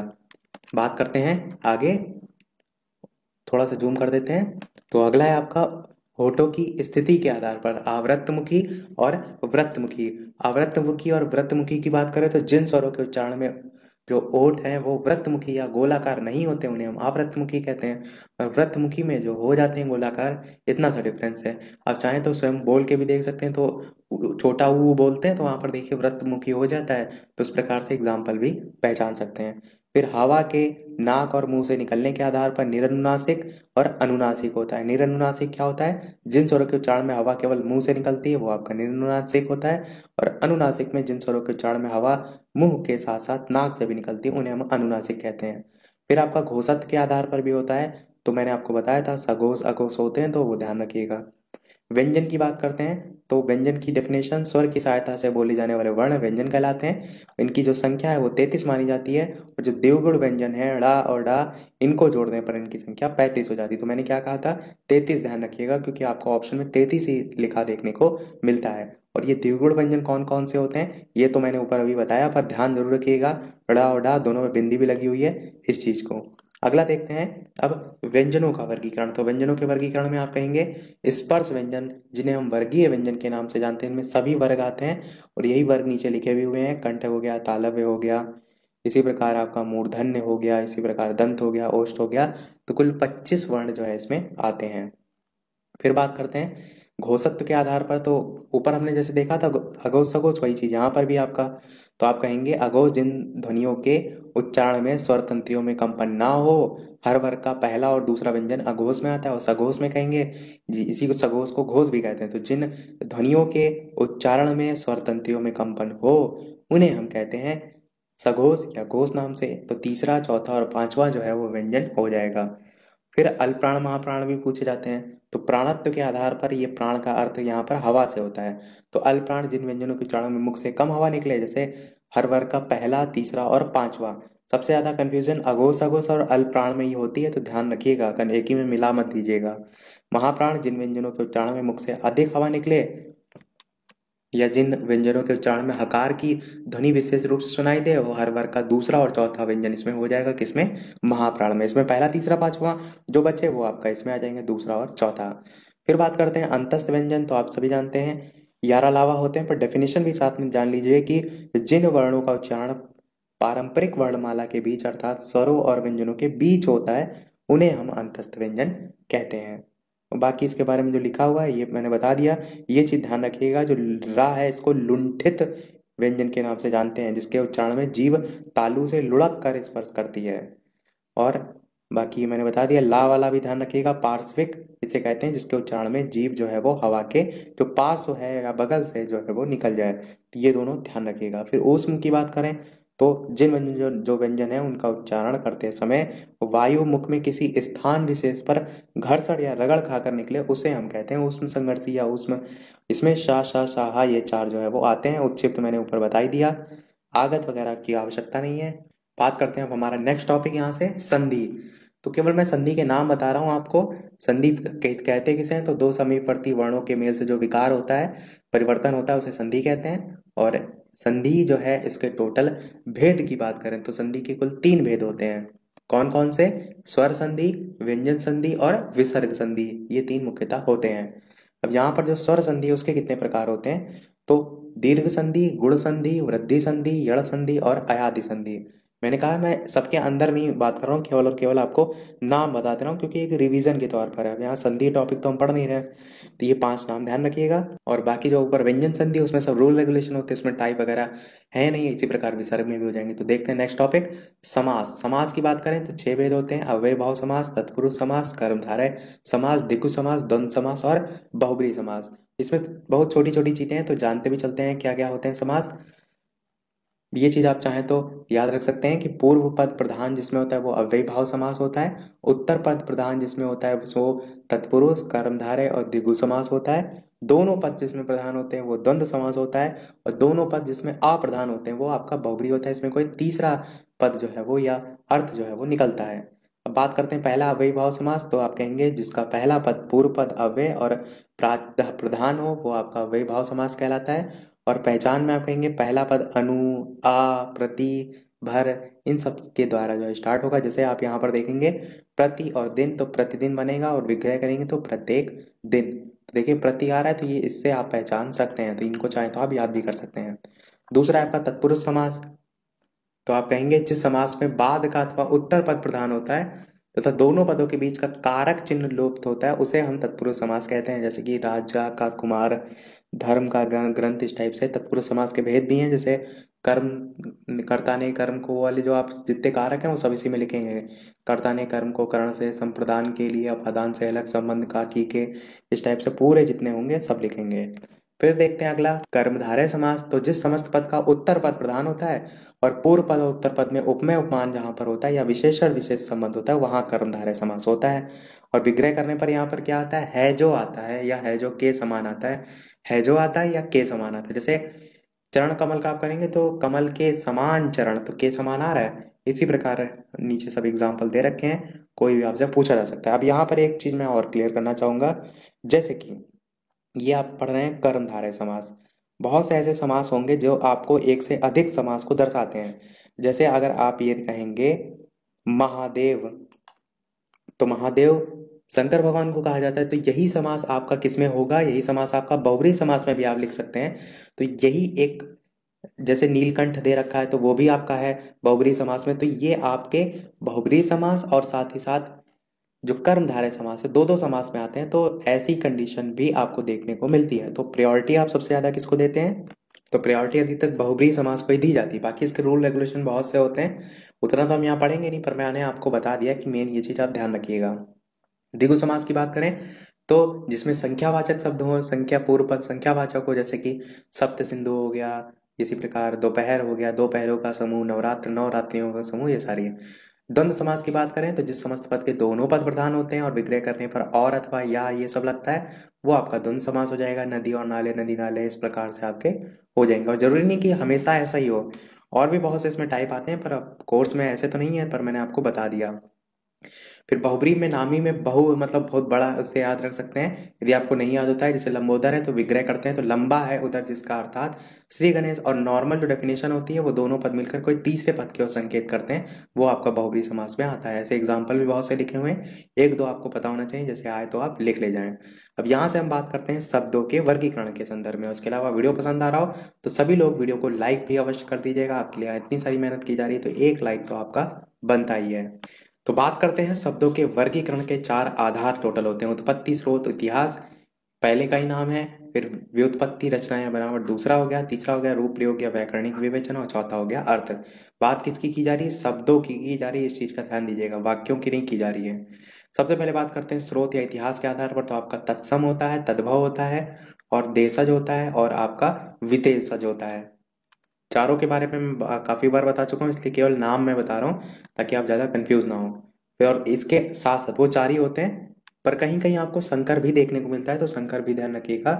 संकर शब्द थोड़ा सा नया है, वो मैं आपको बता देता हूँ कि दो भिन्न स्रोतों से आए जो शब्द होते हैं उनके मेल से बने नए शब्दों को संकर शब्द कहते हैं। जैसे कि आपका छाया और दार, छाया संस्कृत भाषा का शब्द है और दार फारसी भाषा का शब्द है, और इससे मिलकर छायादार वर्ड बना है। रेलगाड़ी इसका सबसे अच्छा उदाहरण है। रेल जो है अंग्रेजी भाषा का है, गाड़ी हिंदी भाषा का है, और रेलगाड़ी से शब्द बना है। तो ये सभी क्या है? संकर शब्द के उदाहरण है। फिर बात करते हैं रचना या बनावट के आधार पर। रूढ़ जिन शब्दों के सार्थक खंड ना हो, जैसे चावल। यौगिक जिनका अर्थ मेल से बना हो, जैसे कि राजपुत्र या विद्यालय। इसी प्रकार योग रूढ़ जो दो शब्दों से मिलकर बना हो शब्द, परंतु प्रयोग कोई दोनों अर्थ शब्द जो है उसके अर्थ से भिन्न हो। जो बहुब्री आते हैं वो सब इसमें आते हैं। फिर तीसरा है आपका रूप या प्रयोग के आधार पर। तो इसमें आपके विकारी आते हैं। मैंने आपको बताया था विकार उत्पन्न हो, सब पहले पेपर में मैंने सारी चीजें पढ़ाई थी। ये लड़का पढ़ रहा है, लिंग परिवर्तन हुआ तो लड़की पढ़ रही है, तो लड़का से लड़की में चेंज हो रहा है, तो ये क्या है? ये विकारी शब्द होते हैं। और अविकारी में क्या आएंगे आप? क्या ये जहां पर ना बदले, जैसे क्रिया विशेषण अव्यय में आज कल है, तो ये आप लिंग परिवर्तन करें तो भी ये आज का आज ही यूज होगा, कल है तो कल ही यूज होगा, अब है तो अब का अभी रहेगा, बदलेगा नहीं। फिर है अर्थ के आधार पर। तो एक आर्थी होते हैं, अनेकार्थी होते हैं अर्थ के आधार पर, और तीसरा होता है समानार्थी या पर्यायवाची, और चौथा होता है विपरीतार्थी या विलोम शब्द। तो ये टोटल आपके शब्द के चार आधार के प्रकार मैंने बता दिए। इनको रट अवश्य लीजिएगा, हर साल यहाँ से एक ना एक प्रश्न पूछ ही लिया जाता है, जैसे कि पेपर 1 में आरंभिक स्तर में भी पूछा गया था। फिर बात करते हैं वाक्य के आधार पर या वाक्य के भेद। तो आप कहेंगे अर्थ के आधार पर 8 प्रकार होते हैं। विधानवाचक, निषेधवाचक, आज्ञावाचक, प्रश्नवाचक, इच्छावाचक, संदेहवाचक, विस्मय आदि। विस्मयवाचक और संकेतवाचक, ये आपके टाइप हो जाएंगे। संकेत थोड़ा सा अलग है, जिन वाक्यों में शर्त या संकेत का बोध होता है, यानी एक क्रिया का होना दूसरी क्रिया पर डिपेंड हो, जैसे यदि परिश्रम करोगे तो अवश्य सफल होगे, तो ये सब आपके संकेतवाचक में आते हैं। दूसरा ही वाक्य के भेद में आएगा रचना के आधार पर। ये आपसे बहुत पूछा जाता है। सरल वाक्य या साधारण वाक्य आपका। दूसरा होता है संयुक्त वाक्य, जिसे हम कंपाउंड कहते हैं। और तीसरा आपका होता है मिश्रित या मिश्र वाक्य, जिसे हम कॉम्प्लेक्स कहते हैं। इसको जान भी लीजिए क्या होता है। सरल वाक्य जिन वाक्यों में केवल एक ही विधेय और एक ही उद्देश्य होता है, एक ही उद्देश्य और एक विधेय, उन्हें सरल वाक्य कहते हैं। संयुक्त वाक्य जिन वाक्यों में दो या दो से अधिक सरल वाक्य योजकों द्वारा जुड़े होते हैं, जैसे और हो गया, एवं, तथा, अथवा, इसलिए सब, तो वो आपके संयुक्त वाक्य कहलाते हैं। जैसे वह सुबह गया और शाम को लौट आया। मिश्रित या मिश्र वाक्य क्या होता है? जिन वाक्यों में एक प्रधान मुख्य उपवाक्य होता है और अन्य जो है वो आश्रित या गौड़ उपवाक्य होते हैं, जो कि आपस में कि, जो, क्योंकि, जितना, उतना, इन सब से जुड़े होते हैं, उन्हें हम मिश्रित वाक्य के नाम से जानते हैं। डेफिनेशन पूछी जाती है इसलिए मैंने बता दी। फिर अब बात करते हैं जो थोड़ा सा प्रीवियस ईयर में क्वेश्चन टाइप के आए हैं या आ सकते हैं उनकी। तो भाषा शिक्षण में अशुद्ध उच्चारण के कारण क्या होते हैं? तो आप कहेंगे यदि शिक्षक का उच्चारण अशुद्ध नहीं होगा तो बच्चे कहाँ से सीखेंगे? क्षेत्रीय भाषाएं जो है उनका भी बहुत प्रभाव पड़ता है। तो ये दोनों पॉइंट आप ध्यान रखिएगा। संबंध कारक किसे कहते हैं? तो जहां दो व्यक्तियों या वस्तुओं के बीच संबंध दर्शाया जाता है वहां संबंध कारक होता है। जैसे राम की पत्नी सीता, उपर्युक्त वाक्य में राम की पत्नी सीता से राम का संबंध है, इसलिए यहाँ पर संबंध कारक होगा। आप चाहें तो इसी को विभक्ति को लिख कर भी दर्शा सकते हैं। अगला है भाषा शिक्षण में कौन कौन से कौशल हैं? कोई दो कौशल के उद्देश्य लिखने हैं। तो चार होते हैं, सुनना, बोलना, पढ़ना, लिखना। चार मैंने बताए भी थे पहले, LSRW, listening, speaking, reading, writing. और पूछा गया है कि दो कौशल के उद्देश्य लिखिए, तो पढ़ने के उद्देश्य में लिख सकते हैं वाचन द्वारा शुद्ध उच्चारण का अभ्यास, अर्थ ग्रहण की क्षमता, बालक पढ़कर भाव समझे, आत्मसात किए गए जो विषय है उसको बालक दूसरों को भी समझा सकें, ये सब आप इसमें लिख सकते हैं। किसमें? वाचन या पढ़ने के उद्देश्य में। फिर लिखने के उद्देश्य की बात करें तो भाव विचारों को अभिव्यक्त करने की योग्यता हो गया, शुद्ध वर्तनी का प्रयोग हो गया, व्याकरण संबंधी, ये सब लिख सकते हैं। भाषा शिक्षण में वाचन का क्या महत्व है? तो वाचन एक कला होती है और वाचन कला में निपुणता प्राप्त करने के लिए अभ्यास की नितांत आवश्यकता होती है। बाकी इसमें सब कथा कहानी लिखी हुई है, आप लिख सकते हैं। अगला है उच्च प्राथमिक स्तर के बालकों को शैक्षिक भ्रमण हेतु किए जाने वाले स्थानों स्थल जो है उन पर प्रकाश डालिए। तो ताजमहल जैसे हो गया तो उसके बारे में लिख सकते हैं, ऐतिहासिक इमारत है। उच्च प्राथमिक स्तर के जो बालक हैं उनको ताजमहल के विषय में जानकारी देना उनकी शिक्षा में अत्यंत लाभप्रद होगा। इसी प्रकार शाहजहां ने अपनी बेगम मुमताज की याद में यानी कि एक टॉपिक पर्टिकुलर लिया और उसके बारे में सारी चीजें लिख दी। फिर सिकंदरा है तो उसके बारे में सारी चीजें लिख दी। यही यहाँ पर पूछा गया था। अगला है भाषा शिक्षण में कविता पढ़ाते समय किन किन तथ्यों पर ध्यान देना चाहिए। तो सबसे पहले तो आकर्षक यानी कि जो सज्जन छात्र हैं वातावरण के लिए या वातावरण आसपास का जो है वो सृजनशील हो और जो छात्र है उनका ध्यान आकर्षित करने वाला हो।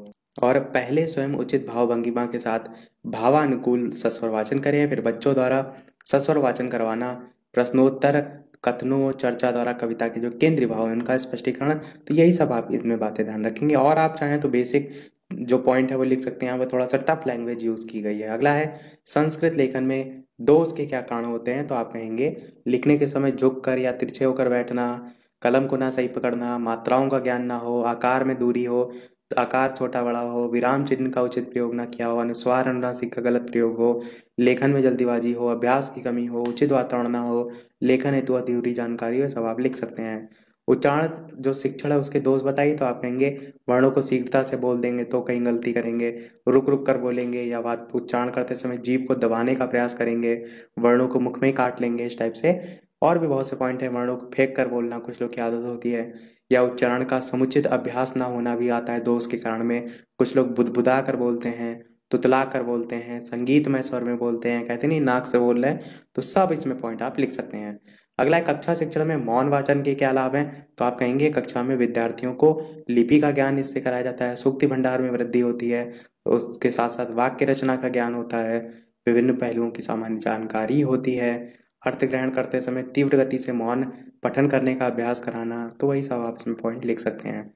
फिर मौखिक पठन के उद्देश्य क्या है। तो वो मैं ये तो मैंने इस टाइप से बताया ऊपर, जो वही सब आप पॉइंट लिखेंगे कि तथ्य को स्मरण करने की क्षमता विकसित होती है, बोध की गति में वृद्धि होती है, वो सब। अनुस्वार अनुस्वार और विसर्ग की उदाहरण सहित वाक्य अनुसार आपको बताया था मैंने बिंदी होती है। अब एग्जाम्पल जरूर दे दीजिएगा। विसर्ग आप कहेंगे ये भी स्वतंत्र वर्ण ना होकर वर्णों के चिन्ह होते हैं जो हमेशा स्वर वर्ण के पश्चात यूज होते हैं। और एग्जाम्पल में बालका रामा आप लिख सकते हैं।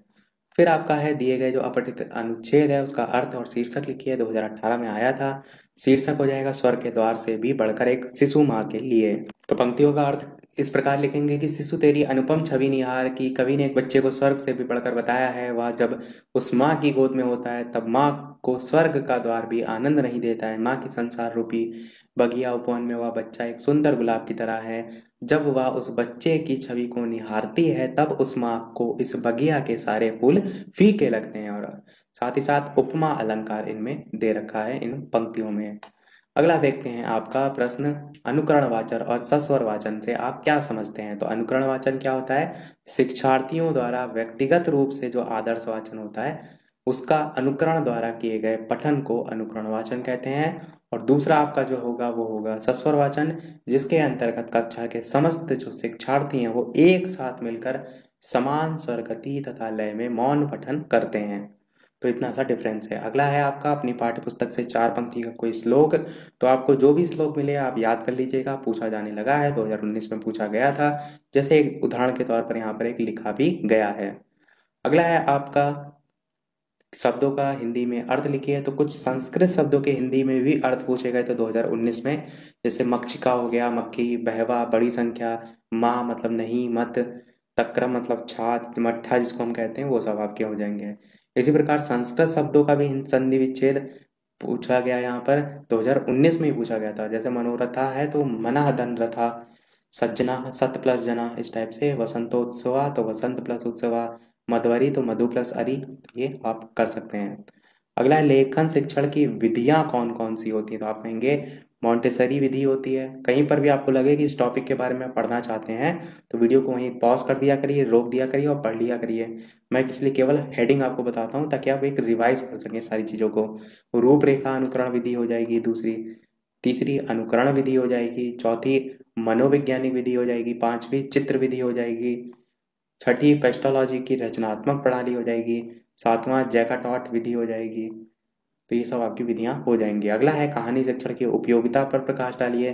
तो बालक कहानी का अर्थ शीघ्रता से ग्रहण कर लेता है, मनोरंजन का एक साधन है, बच्चों को सोचने के अवसर प्रदान करता है, सृजनशीलता आती है, बालकों की नैतिकता की शिक्षा दी जाती है, रुचिकर साधन है, यही सब आप लिख सकते हैं। उद्देश्य में यही सब पॉइंट भी लिख सकते हैं जो मैंने अभी आपको बताया। ज्ञान को सरल और रोचक रूप में प्रस्तुत किया जाता है, सूक्ति लोकोक्ति और मुहावरों का ज्ञान कराया जाता है, विभिन्न प्रकार की शैलियों से परिचित कराया जाता है, तर्क शक्ति को विकसित किया जाता है, चारित्रिक भावनाओं का विकास, मौखिक लिखित अभिव्यक्ति का विकास, कहानी लिखने में रुचि हो गया, चरित्र निर्माण में सहायक, यही सब पॉइंट आप लिख सकते हैं।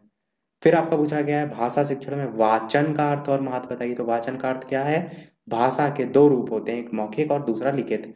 तो मौखिक भाषा को बोला जाता है, परंतु लिखित भाषा का तो वाचन ही होता है। लिखित भाषा को देखकर बोलना ही वाचन कहलाता है। वाचन के पर्याय पठन और वाचना भी है, इस टाइप से लिखा है, पर आप ये सब नहीं लिखेंगे, आप वाचन कहलाता है यहाँ तक की डेफिनेशन लिख सकते हैं। और यहाँ पर ल्यूकास के अनुसार भी लिखिए कि वाचन एक साधन है जिसके माध्यम से बालक संपूर्ण मानवता के द्वारा संचित ज्ञान राशि से परिचित हो सकता है, वो भी आप लिख सकते हैं। फिर आपका भाषा शिक्षण में सस्वर वाचन का महत्व, तो आप कहेंगे सस्वर वाचन को कि स्वर सहित वाचन सस्वर वाचन कहलाता है, अर्थात लिखी हुई वस्तु या विषय वस्तु को देखकर सस्वर पढ़ना सस्वर वाचन कहलाता है। इसके दो भेद होते हैं, एक आदर्श वाचन और एक अनुकरण वाचन। आदर्श वाचन शिक्षक द्वारा किया जाने वाला वाचन आदर्श वाचन कहलाता है, क्योंकि वो बालक के लिए वाचन के आदर्श रूप में होता है, और अध्यापक को सुंदर वाचन में ध्यान देने योग्य बातों का ध्यान रखते हुए वाचन करना चाहिए, जिससे कि बालक को वाचन के लिए उचित मार्गदर्शन प्राप्त हो, और अध्यापक द्वारा जो किए गए वाचन में त्रुटियां हैं, वाचन के घटक हैं, उनको ध्यान में नहीं रखा जाए। ये सब लिख सकते हैं।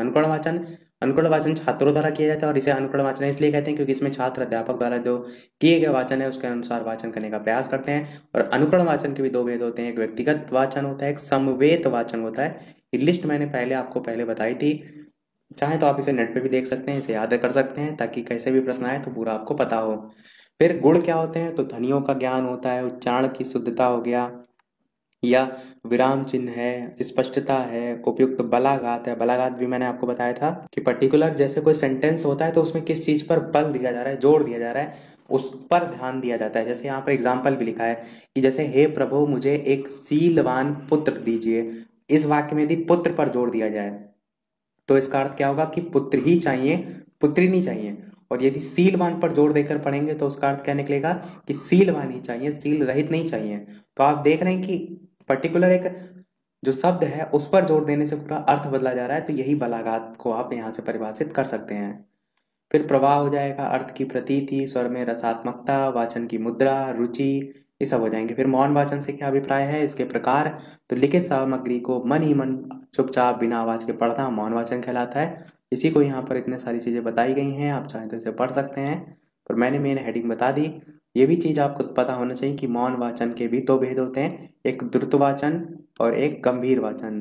द्रुत मौन पठन क्या होता है? जब हम बात करते हैं द्रुत केवल वाचन की तो शीघ्रता से पढ़ना होता है, पर द्रुत मौन पठन कहेंगे इसका उद्देश्य विशेष रूप से मनोरंजन की प्राप्ति है। पुस्तकालय अथवा घर पर विभिन्न पत्र पत्रिकाएं या समाचार पत्रों को पढ़ना इस प्रकार के मौन पठन में ही आता है। उद्देश्य इसके ही सब है, सीखी हुई भाषा का अभ्यास करना, परिचय प्राप्त करना, अवकाश का यूज करना, सूचना एकत्र करना, ये सब। गंभीर मौन पठन क्या होता है? गंभीर मौन पठन आप कहेंगे गंभीर अथवा गहन पठन इस विषय वस्तु का किया जाता है, जो कि तथ्यात्मक सारगर्भित क्लिष्ट भाषा में होती है, जिससे अधिक चिंतन की आवश्यकता होती है। यहाँ पर उद्देश्य क्या होंगे? भाषा पर अधिकार, विषय वस्तु पर अधिकार, नवीन सूचना एकत्र करना, केंद्रीय भाव की खोज करना, ये सभी। फिर आपका है प्रश्न कविता शिक्षण पर दो संक्षिप्त पाठ योजना आपसे कभी पूछी गई थी, पाठ योजना 2017 में। तो एक आप इसका मैं स्क्रॉल करते रहा हूँ धीरे धीरे, आप एक बार इसका जो पूरा फॉर्मेट है वो देख लीजिएगा, ताकि आपको रिवाइज हो जाए कि पहले प्रकरण आता है, उसमें सामान्य उद्देश्य, फिर विशिष्ट उद्देश्य। अपने इंटर्नशिप में बनाई सारी चीजें, तो बस एक बार दिमाग में रखिएगा, ज्ञानात्मक, बोधात्मक, कौशलात्मक, ताकि प्रश्न अगर आए तो आप इसे खाली छोड़कर ना आए। फिर अपेक्षित पूर्व ज्ञान, सहायक सामग्री, प्रस्तावना हो गया, उद्देश्य कथन है, प्रस्तुतिकरण है, आदर्श वाचन है, अनुकरण वाचन है, काठिन्य निवारण है, भावार्थ है, और इसी प्रकार प्रस्तुतिकरण है, आदर्श वाचन है, काठिन्य निवारण, भावार्थ, बोध प्रश्न, श्याम पट, निरीक्षण कार्य, और लास्ट में गृह कार्य। तो ये पूरा आपका प्रोसीजर हो जाएगा। अगला है जीवनी और आत्मकथा में अंतर, 2016-19 दो बार पूछा गया है, तो ये डिफरेंस याद कर लीजिए। आत्मकथा व्यक्ति के द्वारा स्वयं के जीवन के संदर्भ में लिखी गई होती है। जीवनी व्यक्ति विशेष के जीवन पर जब कोई दूसरा लिखता है तो कहते हैं उसे। आत्मकथा में व्यक्ति अपने जीवन की निजी गहराइयों से जुड़े प्रसंग के आधार पर लिखता है। इसमें आवश्यक नहीं है इस लेखन जीवनी लिखने वाले व्यक्ति की गहराइयों से परिचित हो। आत्मकथा में लेखक अपना जीवन वृत्त स्वयं प्रस्तुत करता है। इसमें लेखक को जीवनी लिखने के लिए यही सामग्री विभिन्न स्रोताओं से एकत्रित करनी पड़ती है। आत्मकथा आत्मिक आत्मनिष्ठ होती है जबकि जीवनी वस्तुनिष्ठ होती है। तो ये चार अंतर हैं, याद रखिएगा। 2016 में प्रश्न पूछा गया था संस्कृत से ही इसी में कि पठ धातु का लंग लकार प्रथम पुरुष तीनों वचनों के रूप लिखिए। तो पठ धातु में जितने भी आपके होते हैं 5 जो मुख्यतः पूछे जाते हैं वो सभी देख लीजिएगा। ये जो पूछा गया है वो मैं आपको बता देता हूँ। प्रथम पुरुष में बात करें तो एक वचन में अपठत, द्विवचन में अपठताम और अपठन, इस प्रकार से जो है वो चलते हैं। फिर आप कहेंगे निम्नलिखित पंक्तियों का भाव स्पष्ट कीजिए। 2016 में आया था रहीमन पानी राखिए बिन पानी सब सोन, पानी गए ना उबरे मोती मानुष चून। तो इसका अर्थ होगा कि कवि रहीम कहते हैं पानी अवश्य रखना चाहिए क्योंकि पानी के बिना सब सूना हो जाता है, अर्थात व्यर्थ हो जाता है। पानी चले जाने से कोई मूल्य नहीं रह जाता क्योंकि मोती का पानी उसकी आब या कांति चली गई तो वह बेकार हो जाता है। उसी प्रकार मनुष्य से पानी यानी कि आत्मसम्मान चला गया तो वो प्रतिष्ठाहीन मनुष्य 2 कौड़ी का नहीं रह जाता। और इसी प्रकार चूने में से भी पानी यानी कि जल चला जाता है तो चूना बेकार हो जाता है। फिर प्रधानाध्यापक और इत्यादि का संधि विच्छेद पूछा गया है। तो प्रधान और अध्यापक इति प्लस आदि आपका हो जाएगा। फिर आपका 2018 में कक्षा में प्रथम श्रेणी में उत्तीर्ण होने पर पिता को खुशी प्रकट करते हुए पत्र लिखने को कहा गया है। तो आप पत्र का फॉर्मेट देख सकते हैं कैसे लिखा जाता है ताकि पेपर में आए तो कर ले जाएं। फिर आपका कक्षा में बच्चों के बैठने की व्यवस्था को ठीक करने के उद्देश्य से बेसिक शिक्षा अधिकारी को पत्र, ये 2017 में आया था। 2 साल पेपर में पत्र पूछा जा चुका है तो पूरे चांसेस हैं इस बार भी पूछा जा सकता है। तो देख लीजिएगा एक बार क्या इसका फॉर्मेट है, बाकी आप इसके अंतर का तो स्वयं से लिख सकते हैं। यहाँ पर बात करते हैं, यही मैंने प्रश्न आपको उठा के दिया था मॉडल पेपर में यदि आपको याद होगा। और यहाँ पर जो त्रिफला था आपका, नहीं त्रिफला नहीं, आपका चक्रधर था। देखिए चक्रधर जो है चक्र को धारण करने वाला, यहाँ पर तत्पुरुष समास दे रखा है। तो यहाँ पर जो कोक है इसके आधार पर दे रखा है। पर मैंने अभी ऊपर समास बताया तो मैंने कहा कि जो समास है उसमें आपको एक से अधिक समास देखने को भी मिलते हैं। तो चक्रधर चक्र को धारण करने वाला कहते हैं विष्णु भगवान को, अर्थात विष्णु। और जब मैंने आपसे कहा कि आपका तत्पुरुष समास और बहुब्रीहि समास दोनों आपको ऑप्शन में देखने को मिले, यानी कि दोनों ही आपका एक समास में हो, तो आप बहुब्रीहि समास को ही प्रायोरिटी देंगे। यहाँ पर मैंने जो मॉडल पेपर में बताया था वो जल्दी जल्दी में आपको जो इसमें आंसर दिया था वही बता दिया था। पर आपको याद रखना है जब दोनों होते हैं तो बहुब्रीहि समास को ही माना जाता है। तो यहाँ पर जो चक्रधर है इसमें बहुब्रीहि समास होगा, ये यहाँ पर गलत दिया हुआ है। तो तत्पुरुष समास भी अपने आप में सही है, गलत नहीं आप कहेंगे, पर ऑप्शन में अगर बहुब्रीहि और तत्पुरुष को चुनना हो तो हमेशा आप बहुब्रीहि को ही टिक करेंगे क्योंकि इसका सीधा सीधा दूसरा अर्थ निकल रहा है चक्रधर, यानी कि चक्र धारण करने वाला अर्थात विष्णु। इस प्रकार से आप लिख सकते हैं। फिर पुनर्बलन शब्द से क्या अभिप्राय है, तो आप कहेंगे इसके अंतर्गत वे सभी क्रियाएं तथ्य आ जाते हैं जिनसे विवश होकर छात्रों की क्रियाएं करनी पड़ती हैं। अध्यापक का आदेश, स्वयं की इच्छा, बड़ों का सम्मान, सामाजिक मर्यादा, इनसे प्रभावित होकर जो कार्य किए जाते हैं वे सब पुनर्बलन में आते हैं। अगला प्रश्न है आपका शुद्ध रूप जो है उसके संदर्भ में कि सेंटेंस दे रखे हैं, आपको शुद्ध रूप बताना है पुस्तक समर्पण की, तो इसका बनेगा पुस्तक समर्पित की। उनका रहन सहन का दर्जा ऊंचा है, उनका रहन सहन का स्तर ऊंचा है। सभा में विरोध प्रकट किया गया, सभा में विरोध हुआ। और मेरे को बाजार जाना यानी कि मुझे बाजार जाना, इस टाइप से आपके हो जाएंगे।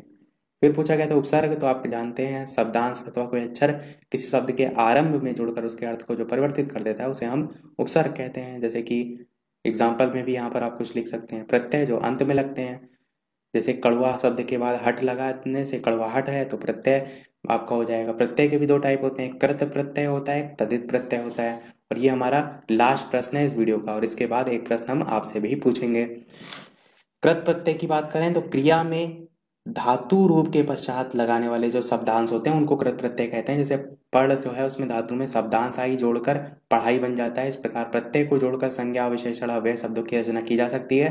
और तदित प्रत्यय क्या होता है, धातु के अतिरिक्त संज्ञा, सर्वनाम, विशेषण इत्यादि शब्दों में शब्दांश को जोड़कर तदित प्रत्यय बनाया जाता है। जैसे पुस्तक शब्द में आलय जोड़ा गया तो पुस्तकालय बन गया। तो ये दोनों अंतर। तो सारी चीजें हमने देख ली। अब जैसा कि स्टार्टिंग में ही हम हमेशा कहते हैं लास्ट में एक ना एक हम प्रश्न पूछेंगे। तो इस वीडियो का आपका प्रश्न है आवारा मसीहा के लेखक। इसके ऑप्शन देखने से पहले वीडियो अभी तक आपने लाइक ना किया हो तो सभी लोग वीडियो को लाइक ज्यादा से ज्यादा कर दीजिएगा। आप ही के लिए सारी मेहनत की जा रही है, तो आपका एक लाइक तो वीडियो पर बनता ही है। चैनल पर नए हो तो सब्सक्राइब करके भी जुड़ जाइएगा और लोगों के साथ वीडियो को शेयर भी अवश्य कर दीजिएगा। और इंग्लिश का नहीं देखा है आपने मैराथन तो इससे पहले हम करा चुके हैं, वो भी वीडियोस में जाकर देख लीजिएगा। ऑप्शन आपके हैं विष्णु गुप्त, मैथिली शरण गुप्त, विष्णु प्रभाकर या फिर जयशंकर प्रसाद। प्रीवियस ईयर में क्वेश्चन आपका आया था, हाल ही में जो नवंबर 2020 में सबसे लेटेस्ट में पेपर हुआ था वहीं आपका ये प्रश्न पूछा गया था, इसीलिए इस प्रश्न को मैंने शामिल किया है, जिससे आपको एक अंदाजा ये भी लगता रहे कि प्रीवियस ईयर में कैसे कैसे प्रश्न पूछे जा रहे हैं। एक चीज मैं आपको और बता दूं, आपके जैसे कोर्स में कबीर दास जी हैं, इन सब का थोड़ा थोड़ा जीवन परिचय आपको दिमाग में रखना जरूरी है। साथ ही लेटर का फॉर्मेट हो गया, कुछ महत्वपूर्ण रचनाएं हो गई, तो प्रीवियस ईयर पर आधारित ही प्रश्न पत्र अभी तक जितने हुए आ रहे हैं, तो इन सभी चीजों का ध्यान रखिएगा। तो कल के पेपर के लिए सभी को ढेर सारी शुभकामनाएं, अच्छे से अच्छा पेपर सभी करके आइएगा। आज के वीडियो में इतना ही। वीडियो पसंद आया हो लाइक अवश्य कीजिएगा, चैनल पर नए हो तो सब्सक्राइब जरूर कीजिएगा। मिलते हैं फिर अगले वीडियो में नए टॉपिक के साथ, तब तक के लिए नमस्कार। Thank you for watching.